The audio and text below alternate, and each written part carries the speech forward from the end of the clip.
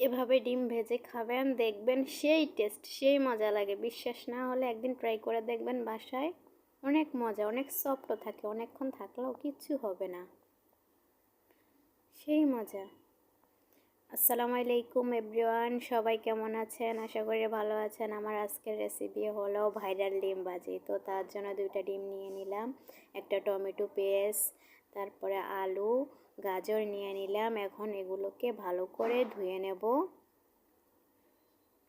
ধুয়ে নেওয়া হয়ে গেলে এখন এগুলো সব একদম মিক্স করে কুচি কুচি করে নেব। পেঁয়াজ কুচি করে নিলাম, গাজর কুচি নিলাম, আলু কুচি নিলাম, কাঁচামরিচ কুচি নিলাম, টমেটো কুচি করে নিলাম। এখন এটার মধ্যে স্বাদ মতো লবণ দিয়ে দেব, তারপরে হলুদের গুঁড়া দিয়ে দেব, একটু ধনিয়ার গুঁড়া দিয়ে দেব, দিয়ে এগুলোকে ভালো করে এখন মথে নেব।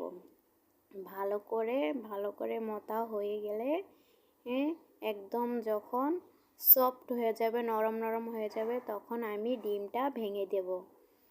2টা ডিম ভেঙে দেব। 2টা ডিম ভেঙে দেওয়া হয়ে গেছে। এখন ভালো করে এগুলা মিক্স করে নেব। ভালো করে মিক্স করা হয়ে গেছে, দেখো একদম ডিমের সাথে মিশে গেছে। এখন কড়াই বসিয়ে দেব চুলায়। কড়াইটা গরম হয়ে গেলে তেল দিয়ে দেব। তেলটা গরম হয়ে গেলে তারপরে আমি ডিমটা ছেড়ে দেব। ডিমটা ছেড়ে দিলাম। এখন এটাকে ভালো করে চারদিকে ছড়িয়ে দেব। জালটা মিডিয়াম আঁচ রাখবো, যেহেতু ওগুলা সিদ্ধ হবে আস্তে আস্তে। তেলের পরিমাণটা একটু বেশিই দিলাম। তো এক পিঠ হয়ে আসছে, এখন আরেক পিঠ করে নেব। আরেক পিঠ করে নিলাম। এখন আরেক পিঠটা ভালো করে ভাজা ভাজা হয়ে গেলে তারপরে ডিমটা আমি তুলে নেব।